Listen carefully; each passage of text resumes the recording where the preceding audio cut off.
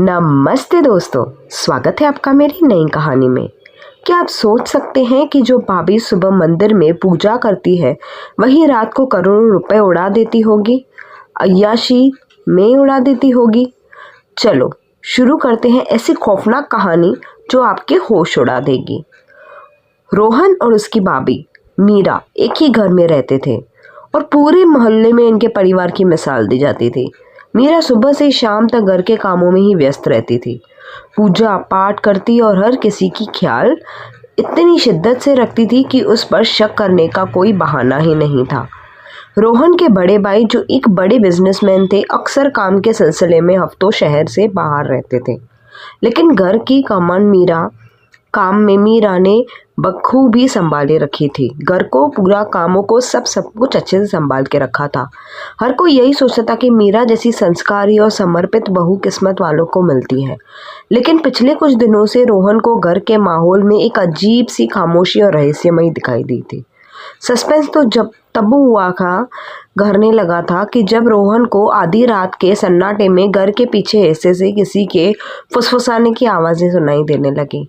एक रात कई बजे, मतलब समझो एक रात 1-2 बजे जब वो पानी पीने के लिए उठा था तो उसने देखा कि मीरा भाभी के कमरे की बत्तियां बुझी हुई थी, लेकिन बालकनी का दरवाज़ा थोड़ा सा खुला था और वहाँ से धीमी आवाज़ आ रही थी। वो जैसे ही पास पहुँचा, आवाज़ अचानक बंद हो गई और मीरा बेहद सामान्य बनकर कमरे से बाहर आई, जैसे कुछ हुआ ही ना हो। अगले ही कुछ दिनों में रोहन ने गौर किया कि भाभी के पास 2 अलग अलग फ़ोन थे, जिनमें एक वो हमेशा छुपाकर लॉकर में रखती थी और जब भी रोहन अचानक कमरे में आता था तो वो घबराकर अपने कपड़े ठीक करने लगती थी। कहानी में नया मोड़ तो तब आया जब भाई के बिजनेस अकाउंट से लाखों रुपए बिना किसी वजह से गायब होने लगे और भाई ने फ़ोन पर रोहन से बात की और इस बात का जिक्र भी किया। उसी शाम रोहन ने घर के बाहर एक अनजान महंगे लिबास वाले आदमी को गाड़ी में बैठे देखा, जो लगातार मीरा के कमरे की खिड़की की तरफ इशारे कर रहा था।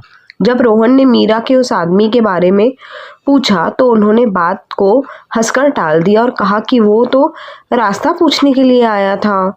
लेकिन मीरा के चेहरे पर वही नहीं, वो शिकन थी और कांपते हुए हाथ रोहन की नज़रों से छुप नहीं पाए थे, जिसने उसकी क्यूरियोसिटी को चरम सीमा पर पहुंचा दिया था। रोहन को अब यकीन हो चुका था कि संस्कारी चेहरे के पीछे कोई तो बहुत बड़ा और खौफनाक राज छुपा है, जो मेरी भाभी मुझसे छुपा रही है और मेरे भाई से छुपा रही है। चलो देखते हैं है क्या। आखिरकार रोहन ने सब सच का पता लगाने के लिए भाई के पास आने वाले एक ही जाल बुना और भाभी मतलब जो था ना वो जाल बुना प्लानिंग की।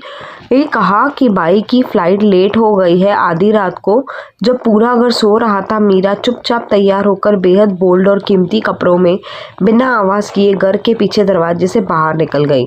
रोहन ने उनका पीछा किया और जो मंजर उसने एक आलीशान सीक्रेट बंगलों में देखा, उसने उसके होश उड़ गए थे।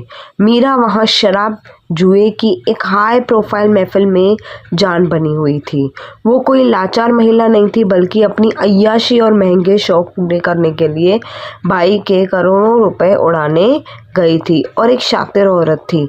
वहाँ मौजूद लोग उन्हें किसी क्वीन की तरह ट्रीट कर रहे थे और मीरा अपनी ही दोहाड़ी अय्याश जिंदगी का खुल्क जश्न मना रही थी और खूब अय्याशियाँ कर रही थी। रोहन जैसे ही गुस्से में मीरा को रंगे हाथों पकड़ने के लिए आगे बढ़ा, तभी ही सामने के आलीशान सोफा से एक शख्स घूमकर खड़ा हुआ।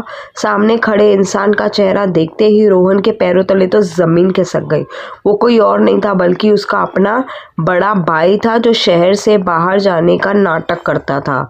भाई ने मुस्कुराते हुए रोहन से कहा कि मीरा की इस अय्याश और रंगीन जिंदगी का असली मास्टरमाइंड तो मैं हूँ, पार्टनर वो खुद ही है, ताकि ये दुनिया की नज़रों में शरीफ बने रहकर इस काले धंधे को चला सके। रोहन को समझ आ गया कि वो इस घर में अकेला बेवकूफ़ नहीं था, लेकिन असली झटका अभी बाकी था जब मीरा ने एक एग्रीमेंट पेपर निकाला।